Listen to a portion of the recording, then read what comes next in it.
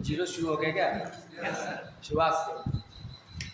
चलिए कोई बात नहीं। न्यूक्लिक एसिड होते हैं, क्या होता है कि वीडियो 1 घंटे से कम का होता है तो वो न्यूक्लिक एसिड दो प्रकार के होते हैं। यहाँ पर न्यूक्लिक एसिड क्रिटिक मिश्रण एक खोजा था न्यूक्लियस के अंदर जो अपनी प्रकार था, इसका न्यूक्लिक एसिड दो प्रकार का है, डीएनए और आरएनए। फिर डीएनए आरएनए में दोनों की इकाई क्या होती है? Nucleotide. Nucleotide is made up of the base sugar and phosphate.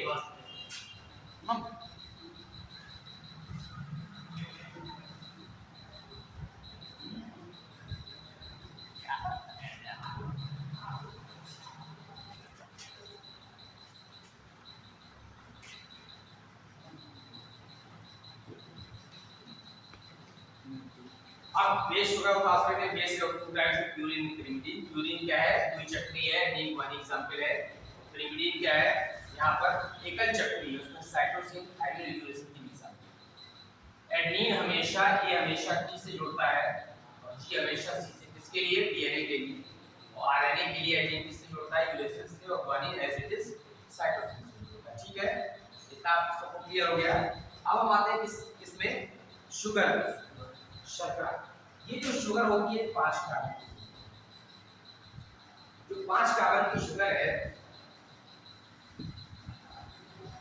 इसी के नाम पर डीएनए और आरएनए में डिफरेंशिएशन है। डीएनए का नाम है यहाँ पर deoxy ribonucleotide. Ribose sugar 5 carbon की होती है। कितने की होती है? तो अगर वो डीएनए, तो शुगर का नाम होगा यहाँ पर कौन सी? Deoxy ribose. और अगर आरएनए है तो केवल शुगर का नाम क्या होगा? राइबोस। तो ये है यहाँ पर डीएनए में, तो इसका जो वास्तव में नाम है वो पूरा ही शुगर के नाम पर है। और राइबोस शर्करा किसमें होती है? आरएनए। अब 5 कार्बन की शुगर है, तो हम इसको ऐसे स्ट्रक्चर बना सकते हैं। स्ट्रक्चर आपको जरूरी नहीं है समझना, देख लीजिए आप यहाँ पर 1 2 3 4 नंबरिंग हमेशा किस पे होती है? कार्बन पर। ठीक है, 5 कार्बन की शुगर, कार्बोहाइड्रेट का फॉर्मूला आपको पता है CH2 होता है।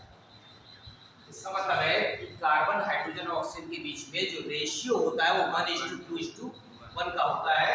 तो अगर कार्बन की संख्या यहाँ पर 5 है तो हाइड्रोजन कितनी होगी? 10 होगी और ऑक्सीजन 5। ये है राइबोस का फॉर्मूला C5H10।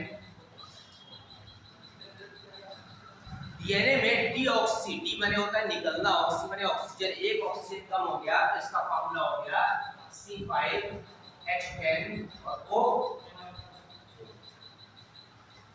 इसका फार्मूला हो गया डीऑक्सीराइबोस। एक ऑक्सीजन केवल कम हो जानी है आरएनए से, तो राइबोस और डीऑक्सीराइबोस में इतना ही। अब किसमें आते हैं? फॉस्फेट का। फॉस्फेट का जो फार्मूला होता है वो PO4। यही फॉस्फेट ही हाई एनर्जी बॉन्ड होते हैं जो वास्तव में क्या उत्पन्न करते हैं? ऊर्जा। तो आपने देखा है एटीपी, एएमपी, जिसमें भी आगे पी लगा है ये फॉस्फेट। तो एटीपी में 3 फॉस्फेट जुड़े होते हैं, एडीपी में 2 जुड़े होते हैं, एएमपी में 1 जुड़ा होता है। फॉस्फेट हाई एनर्जी बॉन्ड होते हैं। अब बेस शुगर और फॉस्फेट तीनों मिलकर न्यूक्लियोटाइड बनाते हैं। तो अगर हम डीएनए का स्ट्रक्चर देखेंगे, डीएनए का स्ट्रक्चर ऐसा होता है। तो सबने आपने देखा है, टीवी में देखा है, जो है आपने बुक में पढ़ा हुआ होगा, जो साइंस साइड के हैं। ये यहाँ पर आप ऐसे डॉट डॉट करके स्ट्रक्चर बना सकते हैं डीएनए के। ये जो है डीएनए के, ये 2 पॉलीन्यूक्लियोटाइड है। क्या है? 2 श्रृंखलाएं। जैसे चोटी बनाई जाती है ना, उस या बिजली के तार लिपटे होते हैं, उस तरह से डीएनए 2 धागे नुमा रचनाओं से या 2 पॉलीन्यूक्लियोटाइड श्रृंखलाओं के लिपटने से बनता है। ये क्या है? ये है पॉलीन्यूक्लियोटाइड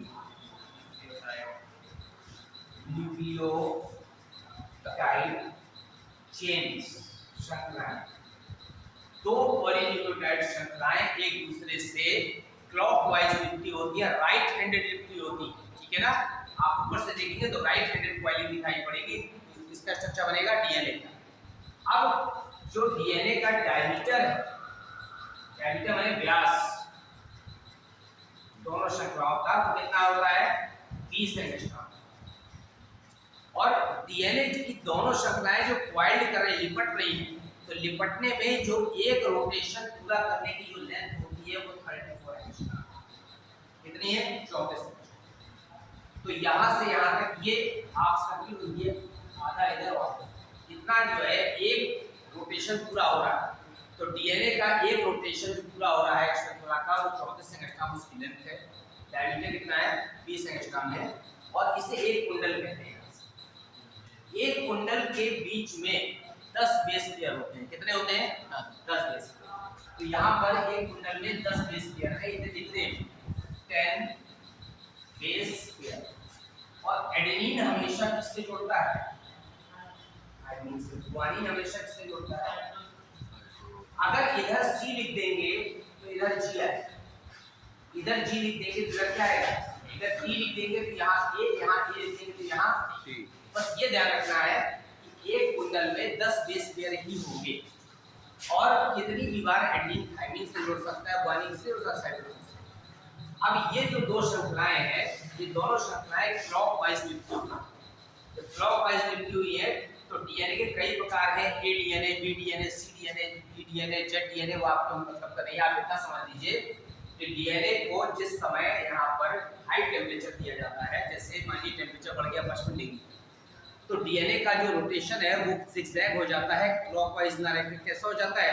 यहाँ पर लेफ्ट हैंडेड हो जाता है। उससे समस्या उत्पन्न हो जाती है। नॉर्मली जो डीएनए है, नॉर्मल डीएनए पी डीएनए कहलाता है, उसमें एक 10 बेस पेयर कितने होते हैं? 34 एंगस्ट्रॉम। ठीक है। जो ए वाला है यहाँ पर, उसमें बेस पेयर की संख्या क्या होती है? ज्यादा होती है। किसी में बेस पेयर की संख्या 11 होती है, किसी में 9 होती है। नॉर्मली कितनी होती है? 10 बेस पेयर होती है। ठीक है। डीएनए के दोनों कुंडल एक दूसरे में रोटेट किए हुए क्लॉकवाइज लिखते हुए हैं दोनों। यहाँ पर इसका डायमीटर कितना है? 20 एंगस्ट्रॉम है। लेंथ कितनी है? 34 एंगस्ट्रॉम है। बीच में कितने बेस पेयर है? 10 बेस पेयर है। एडेनिन हमेशा किससे जुड़ता है? थाइमिन से। गुआनिन हमेशा साइटोसिन से जुड़ता है। किसने दिया था ये? वाटसन और क्रिक एक साइंटिस्ट थे। इस मॉडल को क्या कहते हैं? Double helical model. Double helical. तो वाटसन और क्रिक ने जो मॉडल दिया था, लेकिन इससे पहले एक्सरे विवर्तन द्वारा एक साइंटिस्ट हुए रोजालिंड फ्रैंकलिन। क्या साइंटिस्ट है? Rosalind Franklin. डीएनए सबको पता होना चाहिए। Rosalind Franklin and Morris Wilkins, इन्होंने सबसे पहले इसको एक्सरे में देखा। एक्सरे डिफ्रैक्शन एक मेथड होता है। मॉरिस विल्किंस, शॉर्ट में लिख देते हैं फ्रैंकलिन और विल्किंस, इन्होंने सबसे पहले इमेजिन किया, एक्सरे डिफ्रैक्शन विधि से देखा। तो उसके बाद वाटसन और क्रिक ने ये डबल हेलिकल मॉडल बनाया। डबल हेलिकल माने दो श्रृंखलाएं क्या एक दूसरे से लिपटी हुई। डीएनए में देख रहे हैं दोनों श्रृंखलाएं हैं। डीएनए बहुत बड़ी यूनिट होती है, उसके अंदर क्या पाया जाता है? जीन पाया जाता है। तो अगर हम यहाँ पर जीन में आए तो आपने क्रोमोसोम देखा है। क्रोमोसोम के अंदर हमने एक यूनिट बताई थी आपको, जीन। इट इज द क्या है ये जीन?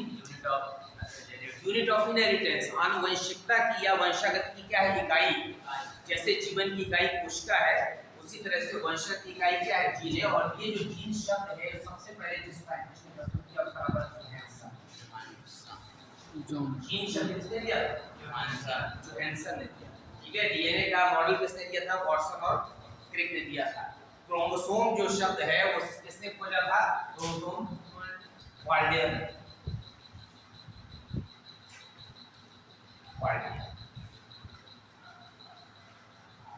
ठीक है।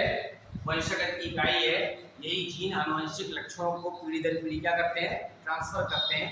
तो जैसे पहले माना जाता था कि एटम जो है सबसे स्मॉलेस्ट यूनिट है, बाद में उसमें इलेक्ट्रॉन, प्रोटॉन, न्यूट्रॉन भी पाए गए, उसी तरह से पहले जीन माना गया कि स्मॉलेस्ट यूनिट है।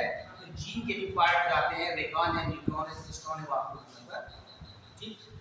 हम आते हैं इसके बाद इस वाले टॉपिक में आरएनए। राइबोन्यूक्लिक एसिड है, आपको पता है। राइबोन्यूक्लिक एसिड मेन फंक्शन इसका होता है प्रोटीन संश्लेषण का। कितने तरह के होते हैं आरएनए? 3 तरह के। नाम से आप देख सकते हैं। पहला होता है एमआर। एम का पूरा नाम होता है मैसेंजर। मैसेंजर माने संदेशवाहक। डीएनए के अंदर समझे, ये आपका न्यूक्लियस है, कोशिका है, कोशिका में ये केंद्रक है, केंद्रक के अंदर यहाँ पर ये क्रोमेटिन धागे या क्रोमोसोम है, क्रोमोसोम एक गुणसूत्र है, इसी में क्या है डीएनए है। यहाँ पर ये आदेश देता है, यहाँ पर सूचना जो बाहर ला रहा है that is called the mRNA. तो वास्तव में केंद्रक के अंदर जो प्रोटीन संश्लेषण के लिए आदेश देने की सूचना होती है, उसको आदेश की सूचना लेकर बाहर कोशिका तक कौन आता है, एमआरएनए मैसेंजर आरएनए। ये सूचना लाता है केंद्रक से कि वास्तव में क्या फंक्शन करना है। दूसरा है यहाँ पर RNA, ribosomal RNA.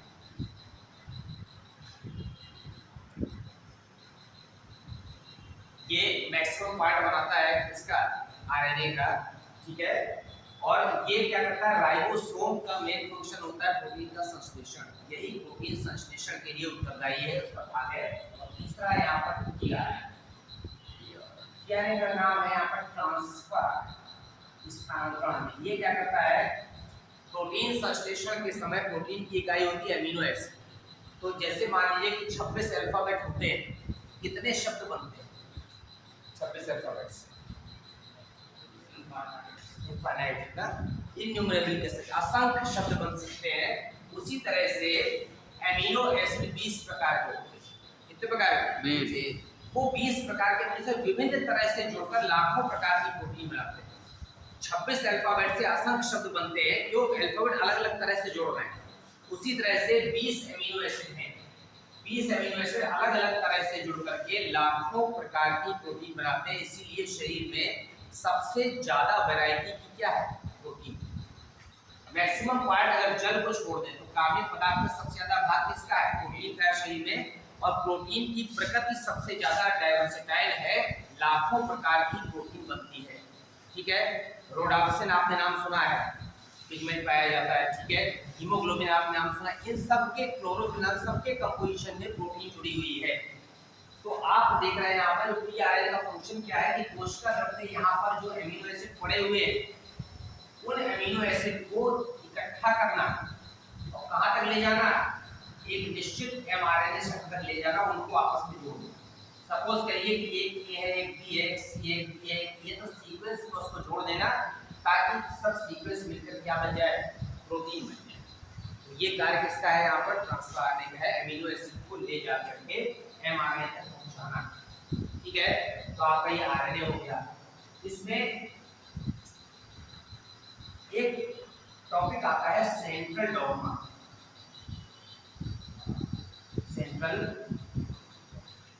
Central dogma क्या होता है, बहुत सिंपल है। डीएनए से डीएनए बनता है, इसको कहते हैं द्विगुणन। डीएनए से किसका बनना, डीएनए से बनता है आरएनए,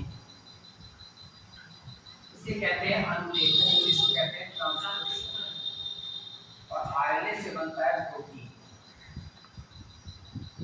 इसे कहते हैं ट्रांसलेशन या अनुवाद। तो डीएनए चूंकि एक कोशिका है, समझिए ये सेल है, एक सेल जब डिवाइड करेगी तो 1 से 2 हो जाएगी। तो डीएनए पहले द्विगुणन करेगा ताकि दोनों में पहुंच जाए, अपनी बात है, तो आधा होता चला जाएगा। तो डीएनए से डीएनए का बनना द्विगुणन कहलाता है। डीएनए से फिर आरएनए बनता है, उसे क्या कहते हैं, अनुलेखन या ट्रांसक्रिप्शन कहते हैं। फिर आरएनए से क्या बनता है, प्रोटीन बनता है, इसे क्या कहते हैं, ट्रांसलेशन या अनुवाद कहते हैं। इस पूरी प्रोसेस को क्या कहते हैं, सेंट्रल डॉग्मा, ठीक है। मुख्य रूप से डीएनए ही आनुवंशिक पदार्थ है एक्सेप्ट सम प्लांट वायरस, ठीक है। तो आप देख रहे हैं यहाँ पर कि डीएनए से डीएनए, डीएनए से आरएनए, आरएनए से प्रोटीन। कभी-कभी क्या होता है, ये श्रृंखला रिवर्स हो जाती है, आरएनए से वापस डीएनए बन सकता है। ये ऐसा किसमें होता है, ऐसा एचआईवी में होता है। एचआईवी किसका रोगजनक है, एड्स का रोगजनक। एचआईवी चूंकि यहाँ पर इंग्लिश में इसको कहते हैं ट्रांसक्रिप्शन, इसको अनुलेखन। तो जब आरएनए से वापस डीएनए बनेगा तो एक शब्द यूज करेंगे, रिवर्स ट्रांसक्रिप्शन। रिवर्स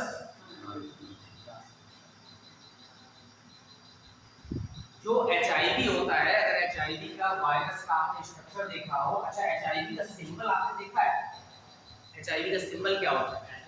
एक रिबन बना होता है ऐसा, ठीक है, ध्यान रखिए सर, एक रिबन बना होता है ऐसा करके, वो एचआईवी का सिंबल है, एड्स डे का सिंबल है। तो यहाँ पर जो एचआईवी है उसके वायरस का आप स्ट्रक्चर देखें तो उसका वायरस ऐसा दिखाई देता है, बहुत सारे इसमें बटन लाइक नोब्स का स्पाइक्स कहते हैं, बीच में यहाँ पर सेंट्रल पार्ट होता है, यहाँ पर दो आरएनए श्रृंखला होती है, दो, ठीक है, सिंगल, और यहाँ पर एंजाइम होता है रिवर्स ट्रांसक्रिप्टेज। रिवर्स, मैंने बताया था कि जब भी किसी चीज में एज लगा देते हैं तो वो क्या बन जाता है? एंजाइम। ये रिवर्स ट्रांसक्रिप्टेज एंजाइम की आरएनए से क्या बना देता है? डीएनए बना देता है। यही विशेषता है किसकी? एचआईवी, ठीक है। तो आनुवंशिक पदार्थ उसमें आरएनए है, लेकिन आरएनए कोई पार्ट नहीं प्ले करता है, इसलिए आरएनए से वापस डीएनए बनने के लिए एक एंजाइम होता है रिवर्स ट्रांसक्रिप्टेज, और आरएनए कैसे बदल देता है? डीएनए। कुछ टॉपिक्स यहाँ पर किसके रह गए थे? Nucleic acid. तो मैंने आपको बता दिया न्यूक्लिक एसिड के बाद जो एवोल्यूशन पार्ट है, जैव विकास, जैव विकास में हमने आपको बताया था कि यह क्या होता है? सिंपलर ऑर्गेनिज्म से, सरल जीवों से लाखों करोड़ों वर्षों में समय के साथ साथ किसकी? जटिल जीवों की उत्पत्ति, उसे क्या कहते हैं? जैव विकास। तो पृथ्वी पर जीवन की उत्पत्ति जो है 4 बिलियन ईयर से वो मानी गई। कितना? 4 बिलियन साल पहले जीवन की उत्पत्ति, पृथ्वी की नहीं। तो जीवन की उत्पत्ति जब हुई पृथ्वी पर, तो सबसे पहले प्रोकैरियोटिक जीव क्या थे? प्रोकैरियोटिक, जो अविकसित थे। उसके बाद धीमे धीमे एक कोशिकीय यूकैरियोटिक जीव आए, उसके बाद जो है धीमे धीमे उसमें कॉम्प्लेक्सिटी बढ़ती गई, और आज ऐसा है कि मल्टीसेलुलर एनिमल्स और मल्टीसेलुलर प्लांट्स सब बन गए। तो उसके बारे में कि जैव विकास कैसे हुआ है, बहुत सारे प्रमाण दिए गए, हम आपको बता चुके हैं। सब्जात अंगों से था, समृद्धि अंगों से था, अवशेषीय अंगों से था, वो सारे प्रमाण। उस प्रमाण के आधार पर लैमार्क, डार्विन और ह्यूगो डी व्रीज ने अपने अपने सिद्धांत दिए थे। लैमार्कवाद, डार्विनवाद। उसके पहले ये थ्योरी आती है कि इससे ऑरिजिन ऑफ लाइफ, जीवन की उत्पत्ति, सबसे पहले जीवन की उत्पत्ति कैसे हुई, ठीक है। ये तो जैव विकास, तो वास्तव में जीवन की उत्पत्ति सबसे पहले कैसे हुई? जो ऑरिजिन ऑफ लाइफ है, उस ऑरिजिन ऑफ लाइफ के बारे में अलग अलग 3-4 थ्योरी दी। सबसे पहले थ्योरी थी यहाँ पर कौन सी? एबायोजेनेसिस। नाम सुना है आपने? हिंदी में कहते हैं स्वतः जननवाद, इंग्लिश में कहते हैं एबायोजेनेसिस। ये थ्योरी ये कहती है कि संसार में जीवन की उत्पत्ति अचानक हुई, ठीक है, सडन चेंज हुआ कोई, और निर्जीव पदार्थ किसमें बदल गए? सजीव पदार्थों में।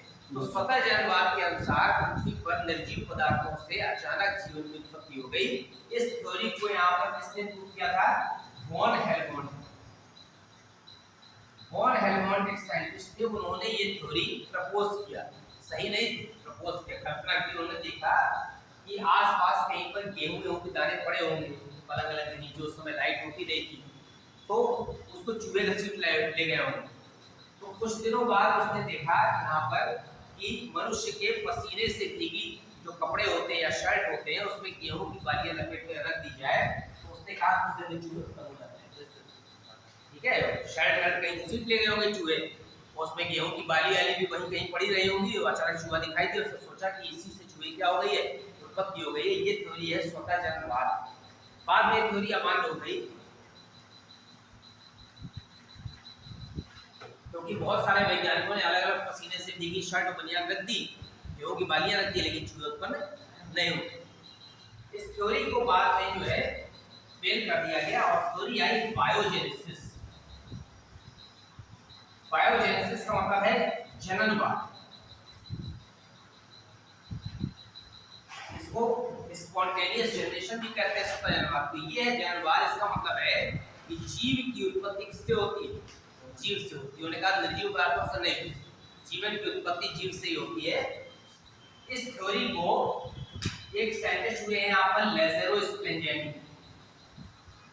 लेज़ेरो स्प्लेंजानी, इन्होंने अपने एक्सपेरिमेंट से प्रूव किया। फिर एक साइंटिस्ट हैं यहाँ पर जॉन नीगम, उन्होंने अपने एक्सपेरिमेंट से प्रूव किया।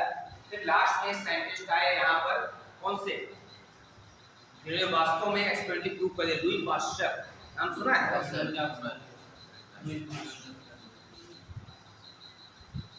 इन्होंने क्या किया, लेज़रो स्पेंजानी ने, इन्होंने मीट के टुकड़ों को, ठीक है, उबाला और उसको जार में, कुछ जार को खुला छोड़ दिया, ठीक है, कुछ में उबाल के रखा, कुछ में कच्चा मीट रख दिया, कुछ जार को खुला छोड़ दिया यहाँ पर, और कुछ को यहाँ पर एक पार्चमेंट पेपर आता है, बटर पेपर जिसको लोग कहते हैं, उस पेपर से यहाँ पर बांध दिया। यहाँ पर क्या है, इसमें मछली और मीट के टुकड़े, और यहाँ पर कुछ जार इसके ऊपर, ये ओपन जार, ये वाला कौन सा है, क्लोज।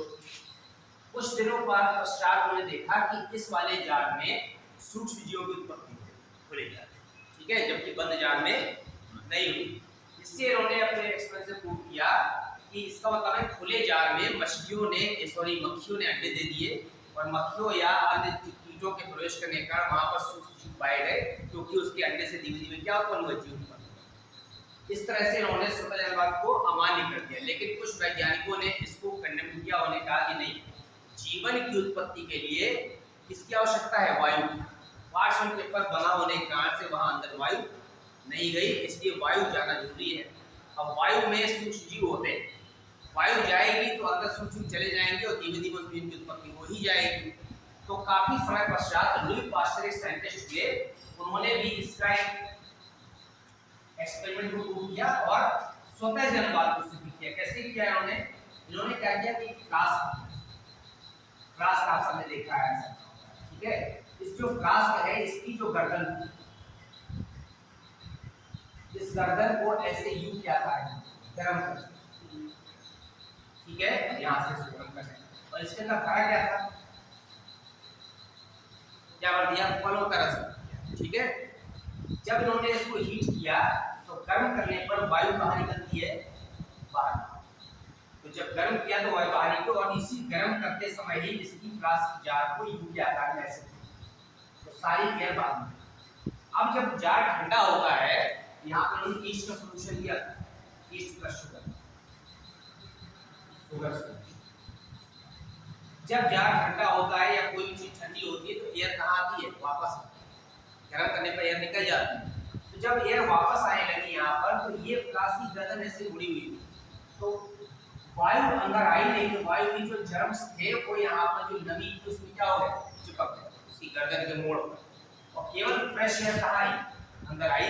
और काफी समय पश्चात भी, कई दिनों पश्चात भी यहाँ पर सूक्ष्म जीवों की उत्पत्ति नहीं हुई। इससे इन्होंने सिद्ध कर दिया कि सूक्ष्म जीव वायु में होते हैं और वायु के द्वारा ही पहुंच जाते हैं। इसका मतलब है जीव की जीव से ही उत्पत्ति होती है, स्वतः जननवाद नहीं होता है। लुई पास्चर ने एक बार से इन दोनों एक्सपेरिमेंट के बाद जीवन की उत्पत्ति के बाद क्या हुआ, जैव विकास हुआ। जब जैव विकास हुआ तो सबसे पहले यहाँ पर जीवन की उत्पत्ति में एक और एक्सपेरिमेंट आता है कि कुछ वैज्ञानिकों ने कहा कि ठीक है, जीव से जीव की उत्पत्ति हुई, लेकिन वास्तव में पहला जीव कैसे बना, पहला जीव तो बना होगा ना, तो वो कैसे बना, उसके लिए यहाँ पर एक AI Oparin scientist, AI Oparin ने यहाँ पर अपना एक्सपेरिमेंट दिया। इन्होंने कहा कि यहाँ पर केमिकल थ्योरी, रासायनिक विकास, उन्होंने कहा कि इस प्रथम जीव की उत्पत्ति निर्जीव पदार्थों में आपसी क्रियाओं के फलस्वरूप समुद्र में हुई। कहाँ हुई, समुद्र, सी वाटर। अब समुद्र में कैसे हुई, इन्होंने थ्योरी तो दे दी, लेकिन थ्योरी को एक्सपेरिमेंटली प्रूव नहीं किया, इसलिए थ्योरी क्या थी, मानी नहीं गई। रूसी वैज्ञानिक थे एआई ओपेरिन, तो इनके यहाँ पर एक वैज्ञानिक हुए स्टैनली मिलर। स्टैनली मिलर ऐसे वैज्ञानिक थे जिन्होंने एक्सपेरिमेंटली प्रूव कर दिया कि निर्जीव पदार्थों से समुद्र के जल में जीवन की उत्पत्ति हो सकती है। इन्होंने क्या किया कि एक फ्लास्क, 5 लीटर का फ्लास्क था ये, उसमें गैस भरी मीथेन, अमोनिया और हाइड्रोजन, ठीक है। इस फ्लास्क को यहाँ पर इसमें 2 इलेक्ट्रोड लगा दिए। इलेक्ट्रोड जानते हैं आप, टंगस्टन के लगाए है कि टंगस्टन नाम सुना है, ये टंगस्टन। फिर इस जार को उन्होंने एक उबलते जल से भरे जार में जोड़ दिया, फ्लास्क, छोटा सा फ्लास्क था जिसमें क्या भरा हुआ था, बॉइलिंग वाटर, उबलता हुआ जल। यहाँ पर कंडेंसर लगे हैं, संघनित्र जो यहाँ पर उबल रहा है, यहाँ पर गैस बन गई, वो उसको कनेक्ट किया जा सके और उसको ऐसे करें। अब इन्होंने इसमें 10,000 वोल्ट की विद्युत धारा प्रवाहित की, ठीक है, 1 सप्ताह तक लगातार। मीथेन, अमोनिया, हाइड्रोजन सब समुद्र के जल में पाया जाता है। जब 10,000 वोल्ट की विद्युत धारा प्रवाहित की और यह उबलते जल के साथ से जोड़ दिया, तो मीथेन, अमोनिया और हाइड्रोजन तीनों 2:1:2 के अनुपात में। कुछ समय पश्चात 1 हफ्ते में लगातार क्रिया होने के बाद यहाँ पर जो लिक्विड इकट्ठा हुआ, उस लिक्विड में एमिनो अम्ल थे, ठीक है, न्यूक्लिक अम्ल थे, न्यूक्लियोटाइड थे, सारे कार्बनिक पदार्थों का मिश्रण था। और इस कार्बनिक पदार्थों के मिश्रण को कहा गया यहाँ पर हॉट डाइल्यूट सूप। और इसमें न्यूक्लियोटाइड और एमिनो एसिड पाए गए, जिन्होंने एमिनो एसिड ने बाद में मिलकर प्रोटीन बना दिया और न्यूक्लियोटाइड से क्या बन गया, न्यूक्लिक एसिड बन गया और जीवन की उत्पत्ति हो गई। इस एक्सपेरिमेंट से उन्होंने एक्सपेरिमेंटली प्रूव कर दिया कि हाँ, जीवन की उत्पत्ति निर्जीव पदार्थों से समुद्र के जल में हुई है, लेकिन आज की दशाओं में नहीं, उस समय की दशाओं में ऑक्सीजन नहीं थी। उस समय की दशाओं में वायुमंडल में ऑक्सीजन नहीं थी। क्यों नहीं थी? क्योंकि जब पेड़ पौधे ही नहीं थे तो प्रकाश संश्लेषण क्रिया नहीं हो रही थी, तो O2 उत्पन्न नहीं हो रही थी। उस समय का जो वायुमंडल था वो था अपचायन, रिड्यूसिंग। रिड्यूसिंग में मतलब ऑक्सीजन फ्रीली उपलब्ध नहीं थी, जल में मिली हुई थी, जल में H2O के फॉर्म में केमिकली कंबाइंड थी, लेकिन फ्रीली ऑक्सीजन उपलब्ध नहीं थी, इसलिए सांस लेने की कोई गुंजाइश नहीं थी। तो जीवन की उत्पत्ति के पश्चात धीमे धीमे वायुमंडल अपचायक से कैसा हो गया, ऑक्सीकरण। क्यों? क्योंकि जैसे ही प्लांट्स डेवलप हुए तो पौधों के उत्पन्न होने के बाद प्रकाश संश्लेषण शुरू हुआ, CO2 को एब्जॉर्ब करके O2 निकालना शुरू किया, तो वायुमंडल ऑक्सीकरण हो गया और ऑक्सीजन फ्रीली उपलब्ध हो गई। और जब फ्रीली ऑक्सीजन उपलब्ध हो गई तो फिर यूकैरियोटिक जीव धीमे धीमे विकसित होने लगे, क्योंकि ज्यादा से ज्यादा ऑक्सीजन मिलने लगी तो भोज्य पदार्थों का विखंडन तेजी से होने लगा, तो ऊर्जा ज्यादा उत्पन्न होने लगी, तो धीमे धीमे कॉम्प्लेक्सिटी बढ़ने लगी और लोग क्या हो गए, यहाँ पर जीव जटिल होते चले गए। तो पहले के वायुमंडल में अब के वायुमंडल में अंतर ये है कि पहले के एटमॉस्फेयर में जो फॉसिल है वो पाए जाते थे, फॉसिल बन जाते थे। क्यों? किसी की डेथ हुई तो उसके ऊपर सैंड की लेयर चढ़ जाती थी, ज्यादातर पानी पानी था, बालू की लेयर चढ़ जाती थी और उस जीव का विखंडन नहीं होता। आजकल तो जैसी डेड बॉडी होती है तुरंत उसको माइक्रोस्कोप क्या करते हैं, डिकम्पोज कर देते हैं। आप डेड बॉडी देखिए किसी जानवर की, सड़क पर होती है, 2 दिन में सब खत्म। और किनारे भी डाल दीजिए तो 4-6 दिन में सारे बैक्टीरिया उसको क्या कर देंगे, डिकम्पोज कर देंगे, तो फॉसिल नहीं बन पाता। फॉसिल बनने के लिए वायुमंडल का अपचायक होना जरूरी है और ऑक्सीकारक होने के कारण सारे क्या हो जाते हैं, जो है विखंडित कर दिए जाते हैं। अभी भी जो मिस्र में जो मम्मी पाई जाती है, मम्मी नहीं, मम्मी समझ रहे हो ना, उसके ऊपर एक लेप लगा देते थे, तो वो लेप के कारण से सूक्ष्म जीव उस तक अटैक नहीं कर पाते थे, मोटी पट लगा देते थे, ठीक है। तो जब सूक्ष्म जीव उसको अटैक नहीं कर पाते थे तो मम्मी आज भी 2-4 हजार साल बाद भी क्या पाई जा रही है, सुरक्षित। तो अगर ऑक्सीजन किसी चीज से पूरी तरह से हटा दी जाए, ऑक्सीजन रहित वायुमंडल कर दिया जाए, तो किसी भी ऑर्गेनिज्म को आज भी प्रिजर्व किया जा सकता है। क्योंकि उसमें बहुत मेहनत पड़ती है, ऐसा एटमॉस्फेयर सब जगह क्रिएट करना संभव नहीं हो सकता है, इसीलिए बायोलॉजी में उसका दूसरा तरीका ढूंढ लिया गया कि मान लीजिए कोई ऑर्गेनिज्म है या कोई एनिमल है, कोई प्लांट है, कोई मछली है, हमको उसको प्रिजर्व करना है, तो प्रिजर्व करने के 2 ही तरीके, या तो उसको सन ड्राइंग करते हैं, धूप में सुखा रहे हैं। आप घर में देखते हैं जो है चिप्स बनाई जाती है, तो धूप कहते हैं आज धूप निकली, आज बना लिया जाए चिप्स पापड़ जो भी बना रहे हैं या गेहूं सुखा रहे हैं, तो सन ड्राइंग का मतलब है उसमें से जितनी भी क्या है, मॉइस्चर है, नमी है, उसको कहाँ निकाल देना है, बाहर। जब मॉइस्चर कम हो जाएगा तो उसमें सूक्ष्म जीवों का जो संक्रमण है वो क्या हो जाएगा, कम। अगर चिप्स पूरी तरह से नहीं सूखी, आप डिब्बे बंद कर देंगे तो फंगस लग जाएगा, तो खराब हो जाएंगे। अगर वो ठीक से सूख गए, आपने गेहूं पापड़ अचार जो भी है, ठीक है, तो वो चीज़ सेफ हो जाएगी, क्योंकि नमी की उपस्थिति में चीज़ें खराब होती हैं।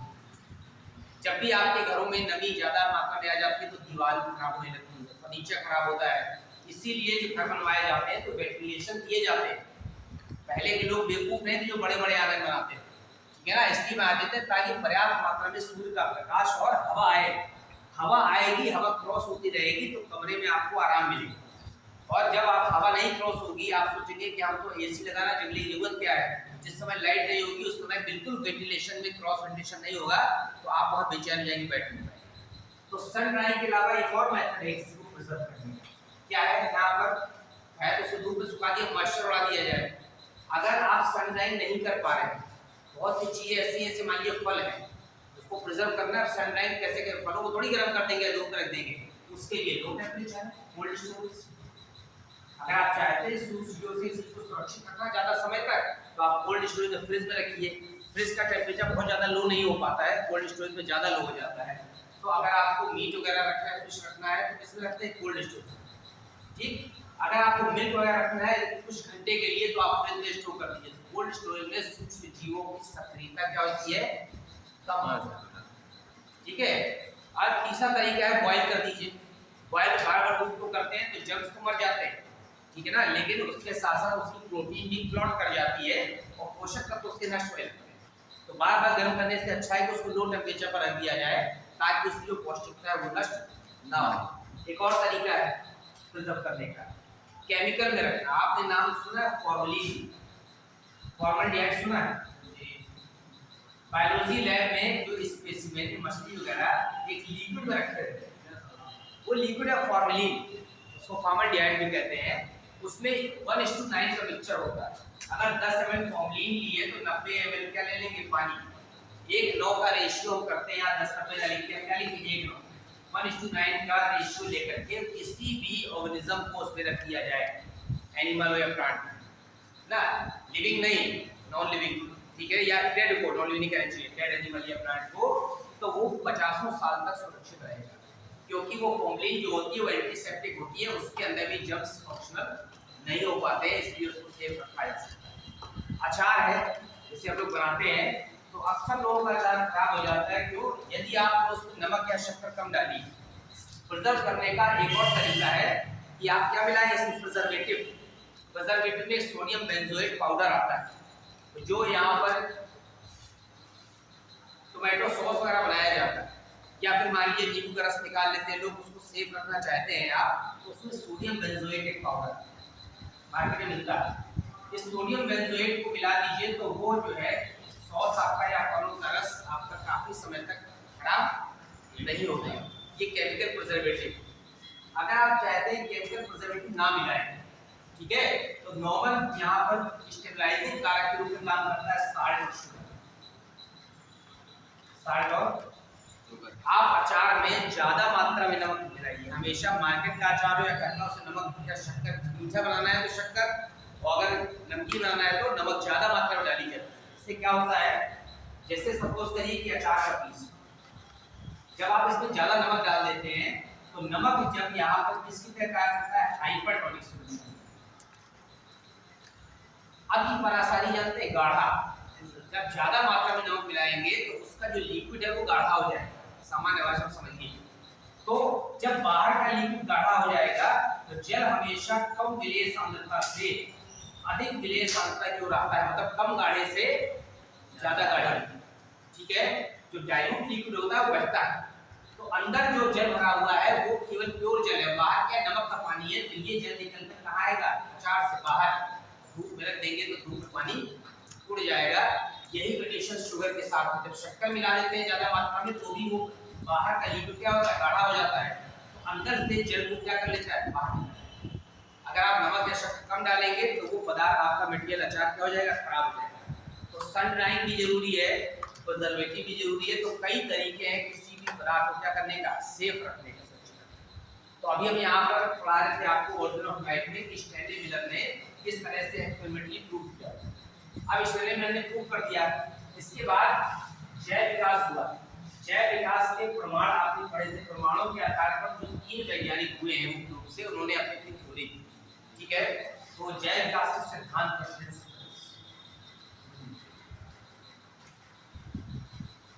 ऑर्गेनिक एवोल्यूशन के सिद्धांत। 3 सिद्धांत थे। सबसे इंपॉर्टेंट सिद्धांत यहाँ पर कौन सा एक है? लैमार्किज्म। तो अगर हमको लैमार्कवाद लिखना है, सामान्य जानकारी है लैमार्कवाद, वाद माने थ्योरी, ठीक है, लैमार्किज्म कहते हैं। तो पूरा नाम आपको पता है, जीन बैप्टिस्ट डी लैमार्क होता है। लैमार्क का पूरा नाम क्या है? ये फ्रांसीसी वैज्ञानिक, कहाँ के थे? फ्रांसीसी वैज्ञानिक थे। पूरा नाम है यहाँ पर जीन बैप्टिस्ट डी लैमार्क। इनकी पुस्तक बहुत फेमस है। लैमार्क कौन सी किताब लिखी थी? जो अपना उन्होंने वो किया, अध्ययन किया था, उसको जिस पुस्तक में पब्लिश किया था, उसका नाम था philosophy ज़ूलॉजिक।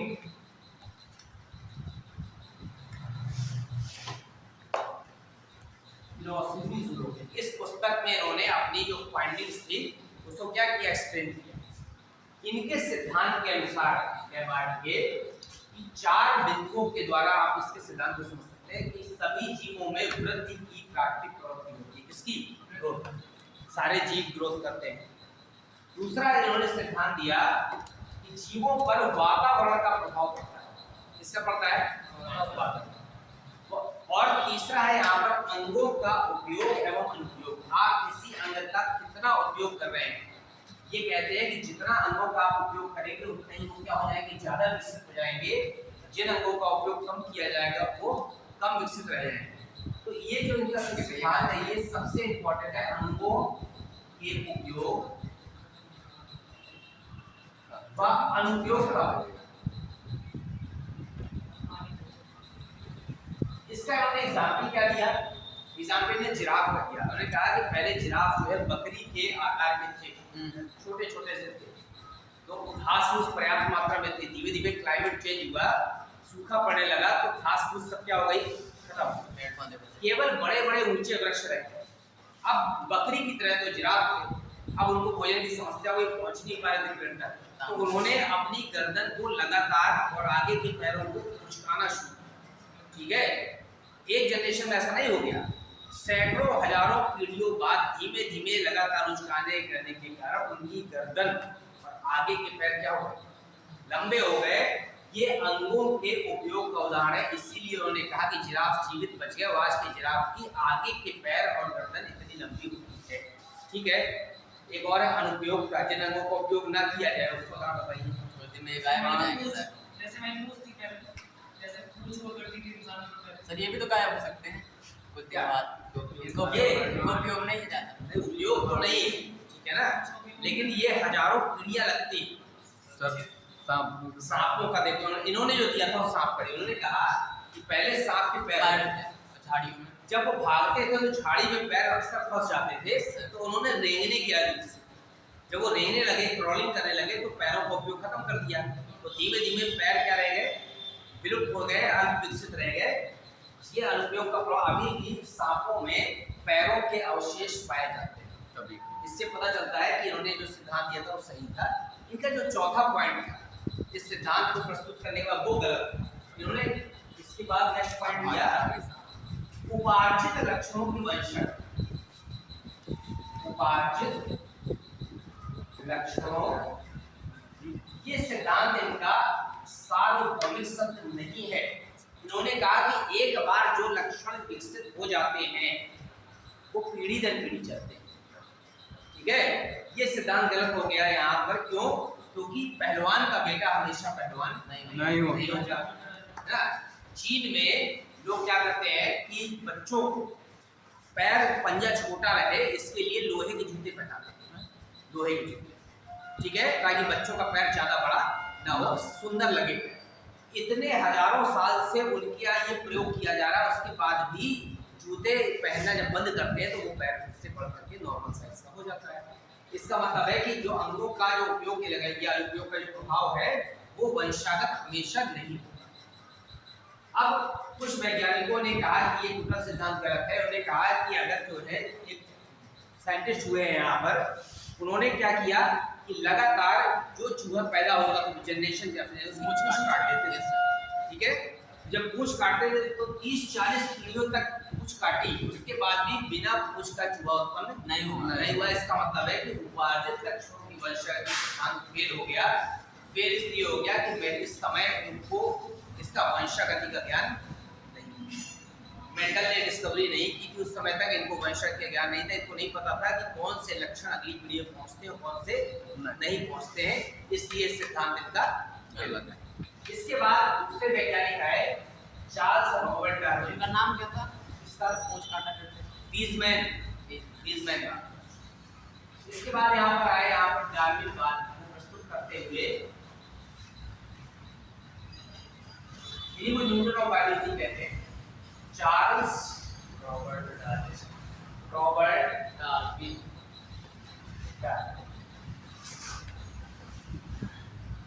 also called the Newton of biology.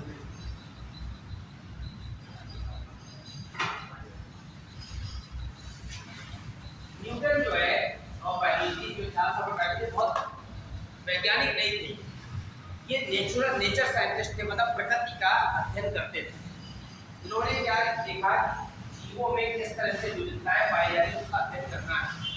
तो ये जो है उस समय ब्रिटिश गवर्नमेंट थी, ठीक है, और ये खुद ही ब्रिटेन के थे। तो एक जहाज था HMS बीगल। इन्होंने बीगल नामक जहाज पर सरकार की अनुमति से बैठ करके पानी के जहाज था पूरे संसार की यात्रा, और पूरे संसार की यात्रा में जहां से निकले हर जगह जीव जंतुओं का अध्ययन किया, उनके बारे में डाटा कलेक्ट किया। उसमें से सबसे इम्पोर्टेंट है यहाँ पर गैलापागोस आइलैंड। कौन सा? गैलापागोस। इस आइलैंड में इन्होंने पक्षियों का अध्ययन बहुत विस्तृत रूप से किया है। तो ये जो बीगल नामक जहाज में बैठ के यात्रा की, उसके बाद पूरे यात्रा के वृत्तांत के बाद उन्होंने अपनी जो कंक्लूजन था वो प्रस्तुत किया, और उसकी पुस्तक का नाम था यहाँ पर क्या, प्राकृतिक चयन द्वारा, नेचुरल सिलेक्शन इंग्लिश में कहते हैं, प्राकृतिक चयन द्वारा जीव जातियों की।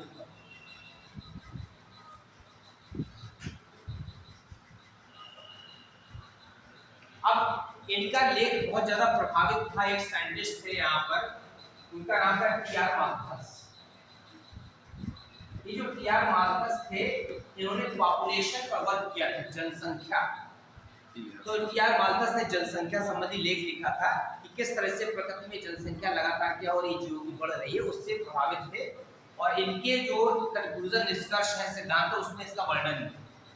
तो इस पुस्तक को लिखने के बाद उन्होंने अपना सिद्धांत दिया। उसमें मुख्य रूप से 3-4 पॉइंट थे।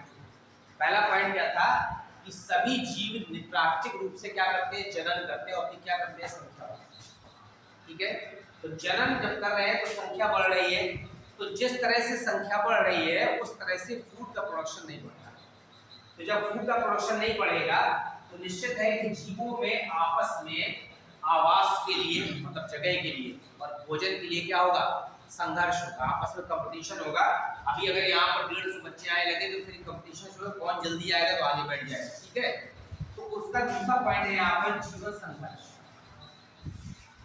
जीवन संघर्ष जो है आवास के लिए भी होता है, भोजन के लिए भी होता है, विभिन्न सूर्य प्रकाश के लिए होता है, विभिन्न दशाओं के लिए आपस में जो स्ट्रगल होता है उसको जीवन संघर्ष कहते हैं।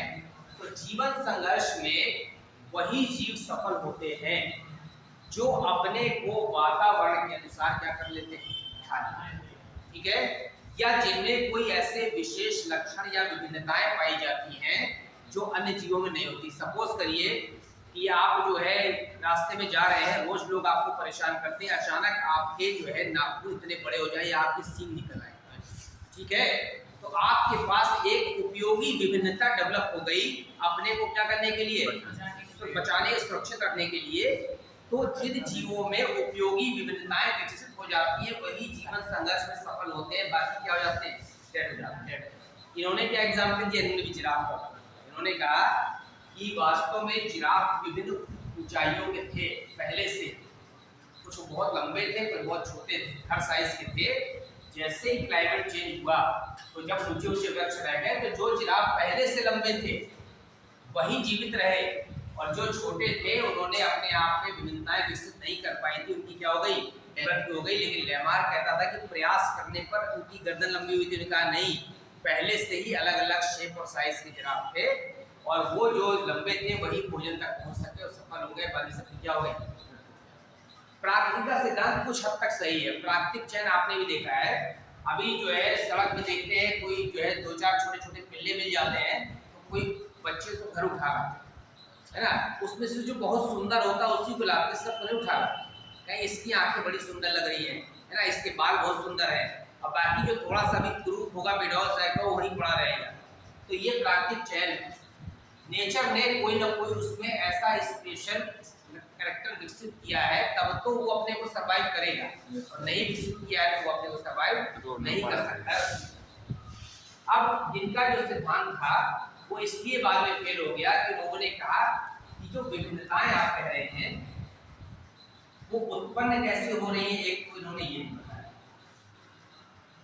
उपयोगी विभिन्नताएं कैसे उत्पन्न होती है, और विभिन्नताएं कभी कभी उपयोगी विभिन्नताएं इतनी ज्यादा विकसित हो जाती है कि वो जीवों के लिए हानिकारक होती है। जैसे जो 12 सिंगा होते हैं, पहले उनमें सींग छोटे छोटे, धीमे धीमे वो अपने शिकार से बचने के लिए उसका उन्होंने उपयोग किया, तो उनकी विभिन्नताओं के कारण पीढ़ी दर पीढ़ी जो है 12 सिंगा के सींग इतने बड़े हो गए कि फिर वो खुद ही जब भागते तो झाड़ी में फंस जाते थे। तो वो जो उपयोगी विभिन्नता थी वो उसके लिए क्या हो गई, हानिकारक हुई, और शिकारी क्या करते थे, उनको मार देते थे क्योंकि उनके सींग ही उनके लिए मृत्यु का क्या बन गए, कारण बन गए। तो वो ये नहीं बता पाए कि उपयोगी विभिन्नताएं कब उत्पन्न होती है, हानिकारक कब होती है, और उपयोगी विभिन्नताएं काफी समय पश्चात वो हानिकारक भी क्यों होती है।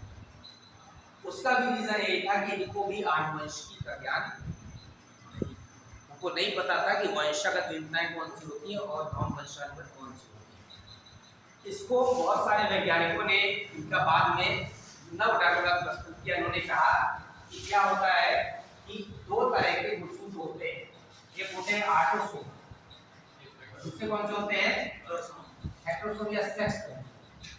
बाद में वैज्ञानिकों ने जब जेनेटिक्स की नॉलेज हो गई तब बताया कि वो विभिन्नताएं जो इन गुणसूत्रों को प्रभावित करती है वो वंशागत हो जाती है, और जो नहीं प्रभावित करती वंशागत नहीं होती। यही डार्विन के लिए भी सही था, यही लेमार्क के लिए भी सही था। इसके बाद एक साइंटिस्ट हुए हैं यहाँ पर ह्यूगो डी व्रीज, उन्होंने एक सिद्धांत दिया है कौन सा, उत्परिवर्तनवाद।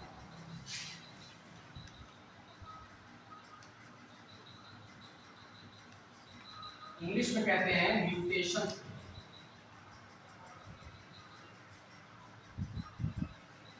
इनके अनुसार, उत्परिवर्तनवाद के अनुसार या ह्यूगो डी व्रीज के अनुसार, जो भी यहाँ पर सडन चेंज हो रहा,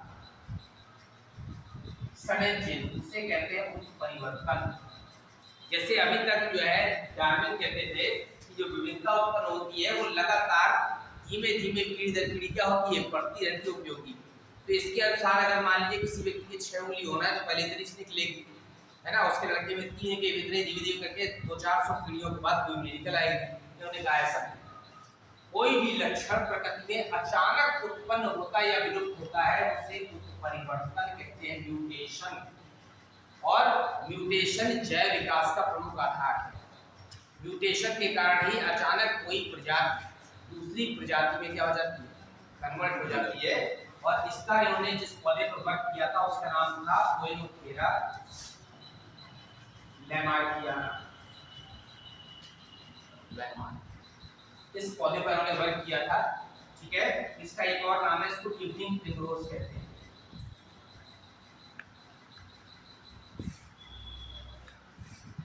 तो ह्यूगो डी व्रीज के सिद्धांत को उत्परिवर्तनवाद को ज्यादा मान्यता मिली है कि सडन उत्परिवर्तन उत्पन्न होते हैं।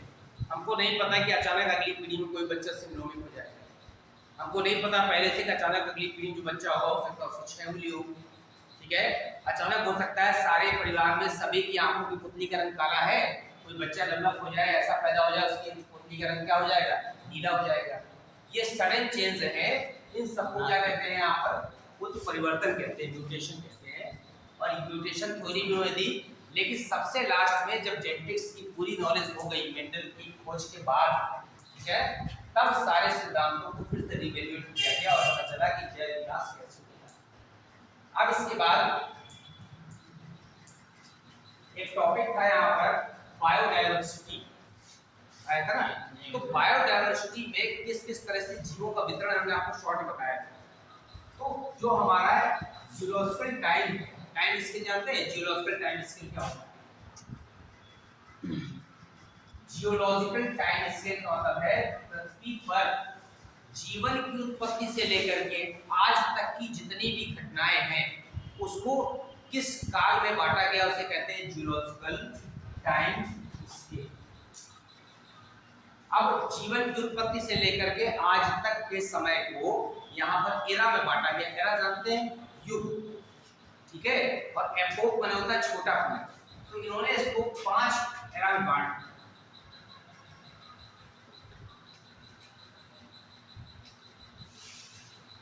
देखिए कौन कौन सा एरा है। एक था यहाँ पर आर्कियोजोइक, इसकी हिंदी कुछ नहीं, आप इसको हिंदी में लिख सकते हैं, तो भी नाम यही है। आर्कियो में होता है प्राचीन, जिस समय जीवन की उत्पत्ति नहीं हुई थी उस समय आर्कियोजोइक है। दूसरा है यहाँ पर प्रोटेरोजोइक, ठीक है। फिर यहाँ पर पैलियोजोइक है। आर्कियो में जीवन की उत्पत्ति नहीं हुई। प्रोटीरोजोइक एरा में यहाँ पर प्रोकैरियोटिक जीवन की उत्पत्ति प्रारंभ हुई। कुछ साइंटिस्ट ये कहते हैं कि इन दोनों में ही लाइफ नहीं, और कहां से शुरू हुई? पैलियो माने प्राचीन युग यहाँ शुरू होता है। इसमें सबसे पहले ऑरिजिन ऑफ लाइफ प्रारंभ हुई। पहले प्रोकैरियोटिक जीव बने, फिर यूकैरियोटिक जीव बने, उसके बाद जो चौथा एरा आता है वो है मीसोजोइक। आप सबने डायनासोर की पिक्चर कोई देखी? जुरासिक पार्क देखी? Jurassic park, Jurassic is the period. Jurassic किसी डायनासोर का नाम नहीं था। ये जो युग होते हैं एरा, इस युग के छोटे छोटे जो पार्ट होते हैं उसे कहते हैं पीरियड, वो भी कई कई लाख साल के हैं। उस पीरियड में एक पीरियड था जुरासिक, ठीक है। तो जुरासिक, ट्रायसिक, ये जो पीरियड है उसमें जुरासिक एक काल था 7 से 8 लाख वर्ष का। उस दौरान डायनासोर सबसे ज्यादा डेवलप, पृथ्वी पर सबसे ज्यादा मात्रा में सबसे बड़ी वो थी स्पीशीज, वो क्या थी? डायनासोर की थी, इसलिए उसको नाम दिया गया जुरासिक पार्क इस पिक्चर। तो यहाँ पर जो मीसोजोइक एरा है ये क्या है? एज ऑफ डायनासोर्स, डायनासोर का युग था। एंड जिम्नोस्पर्म, पौधे आते हैं अनावृत बीजी, जिम्नोस्पर्म। इस समय सबसे ज्यादा पौधे कौन से हैं? आवृत बीजी। आवृत बीजी का मतलब होता है जिनमें फ्लावरिंग होती है, जिन पौधों में बीजों के चारों आवरण होता है। हम जो खाते हैं ना, आम, अमरूद, लीची, सब में बीजों में आवरण है, सब क्या है? आवृत बीजी।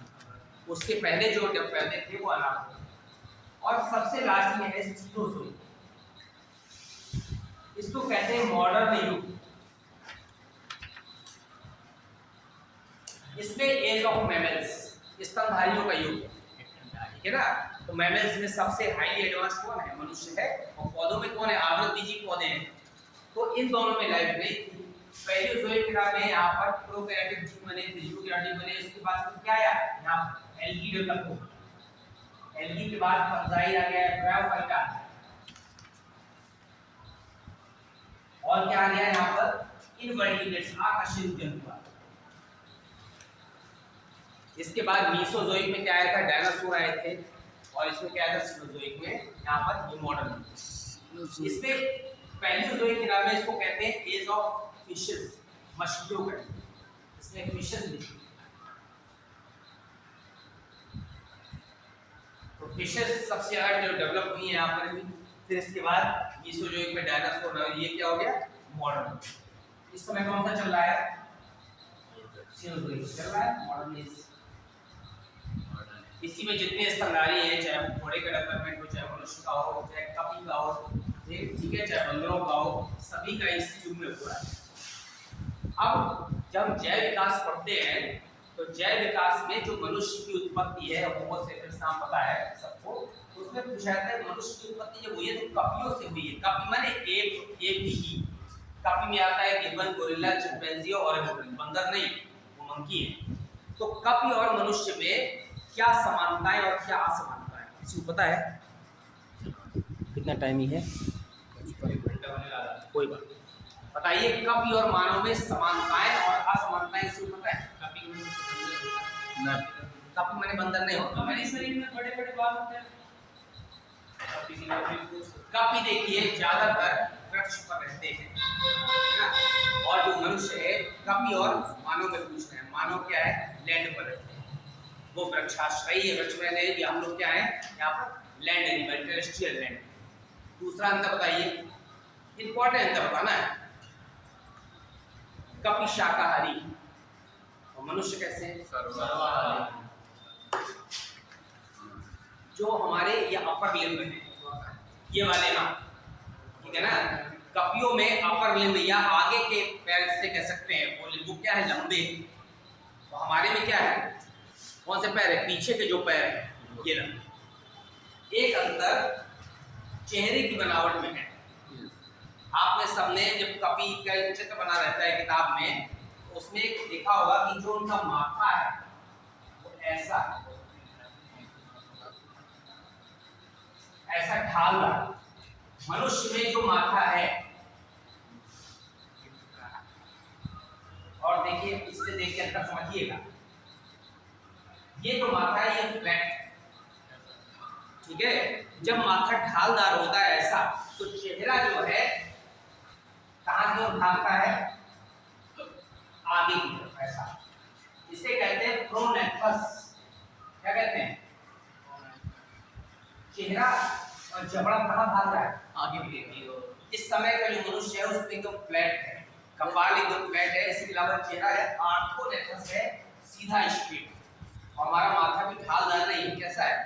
फ्लैट, ठीक है? एक मिनट, जो यहाँ पर कपाल की कैपेसिटी है, कैपेसिटी बने आयतन, तो जिन लोगों का माथा चौड़ा होता है उनका कपाल का आयतन भी ज्यादा होता है। आप जितने बड़े बड़े महापुरुष हुए हैं, चाहे आप सरदार वल्लभ भाई पटेल को देखिए, चाहे आइंस्टीन को देखिए, ये चौड़ा माथा है, ठीक है ना? और जिन ऐसा माना जाता है कि जिसका माथा चौड़ा है उसके अंदर क्रेनियल कैपेसिटी में कपाल का आयतन ज्यादा है। जब कपाल का आयतन ज्यादा है तो ब्रेन की कैपेसिटी भी ज्यादा होती है, ठीक है? अब ब्रेन की जो कैपेसिटी है वो सीसी में मापते हैं, कितने में? सीसी माने क्यूबिक सेंटीमीटर। कितनी है मनुष्य की ब्रेन कैपेसिटी? लगभग 1475 मानी जाती है। अब इतनी कैपेसिटी का हम कितना उपयोग कर पाते हैं? ऐसा मानते हैं कि जो आइंस्टीन हुए हैं वो अपने ब्रेन का 3% यूज कर पाते हैं, 3%। तो हम लोग को लगता है शायद आधा % भी शायद नहीं कर पाते होंगे यूज। तो कपाल का आयतन में भी अंतर है, ठीक है ना? उनका थोड़ी बड़ी थी कपियों, लेकिन जो अंदर का आयतन था उसका, और ब्रेन की जो कॉम्प्लेक्सिटी थी, जटिलता, जैसे आपको दे दिया जाए कि हम फर्नीचर कमरे में रखाओ और तुम उठा के ऐसे फेंक दो, थोड़े फर्नीचर लगे पूरा कमरा भर गया। अब आप सेट कर दीजिए, एक ऊपर एक सेट में है, तो इसमें कम से कम 300 सेट फर्नीचर आ जाएगा। वो ऐसे करके फेंक दीजिए तो 50-60 सेट पूरा कमरा भर जाएगा। वो है जटिलता। तो वो जो कैपेसिटी, कॉम्प्लेक्सिटी इसमें मनुष्य पाई जाए। एक और डिफरेंस है कि कपियों में भाषा बोलने की क्षमता नहीं है, पावर ऑफ स्पीच नहीं है, सिस्टमेटिक लैंग्वेज नहीं है। मनुष्यों में सिस्टमेटिक लैंग्वेज है, ठीक है? और कोई अंतर बताइए, मेन अंतर जो आपको समझ आ रहा होगा कपियों में और मानव में। कपियों में हाँ ये बात सकते हैं। देखिए मेन अंतर होता है ग्रेस्पिंग पावर का। हमारे ये देख रहे हैं, ये हाथ का पंजा है, ये जो अंगूठा है ये संपूर्ण पर है ना? अगर ये ऐसा ना होता तो किसी वस्तु को मजबूती से पकड़ने के लिए ये लॉक नहीं रख सकते। एकलव्य का अंगूठा ले लिया था उन्होंने, इसलिए जब वो तीर पकड़ेगा तो वो मजबूती नहीं आएगी, ठीक है? तो हमारे केवल हाथ के उंगलियों के संपूर्ण पर अंगूठा है, जिसे टो कहते हैं, उस पे हाथ और पैर दोनों के अंगूठे संपूर्ण पर होते हैं। हमारे पैर का नहीं है, पैर का पैरेलल है, ठीक है ना? उसमें हाथ और पैर दोनों में, अपर या लोअर लिम्ब दोनों में जो अंगूठे थे वो कैसे थे? संपूर्ण पर हमारे, ठीक है? दृष्टि और विजन में भी अंतर है। तो सामान्य जो डिफरेंस है कपियों मानव में, तो ये तो डिफरेंस हो गया। समानताएं क्या है? डिफरेंसेस तो आपने पढ़ लिए, समानताएं भी हैं। तभी तो हमारे पूर्वज माने जाते हैं। क्या समानता है? आँख ये कोई लक्षण है कि आँख सेम होती है? आँख तो बहुत सारे जानवरों के लिए होती है, शेर भी देख लेता है, हाथी भी देख लेता है। तो वो भी जनन करते हैं, वो भी जनन करते हैं। तो बहुत सारे जंतु करते हैं। ये कोई जो है आपका एग्जैक्ट आंसर थोड़ी है ना। समानताओं में ऐसा बताइए कि लगे हाथ देखिए, उसमें गुणसूत्रों की जो संख्या है वो मनुष्य के बहुत निकट है। वो 48 है, हमारे यहाँ 46 है। ठीक है, नियरेस्ट टू ह्यूमन, इसीलिए हमारे निकटतम पूर्वज माने जाते हैं। और बताइए, जितने भी मैमल्स हैं अकशेरुक से लेकर के और कशेरुक तक सभी में एमाइलेज एंजाइम पाया जाता है, इसको टैलिन कहते हैं, लाल। ठीक है, इनका जो ब्लड का कंपोजिशन है, रक्त का संगठन, वो काफी कुछ मनुष्य से क्या करता है, मैच करता है। इस तरह की सिमिलरिटीज हैं, इसीलिए इनको हमारे मनुष्य का सर्वाधिक निकटतम पूर्वज माना गया। अब पृथ्वी पर जीवन की उत्पत्ति ज्यूरासिक टाइम स्केल के हिसाब से आप देखें कि वितरण किस तरह का है। तो पूरे अर्थ में जो बायोडायवर्सिटी में 7 कॉन्टिनेंट हैं। महाद्वीप कितने हैं? 7। लेकिन अगर महाद्वीप को ना देखे, रीम्स में बांट दें, रेट्स माने क्षेत्रों में बांट दें, तो यहाँ पर 6 क्षेत्रों में बांट दिया गया है। तो अपना जो इंडिया आता है यहाँ पर, वो किसमें आता है? महाद्वीप के हिसाब से।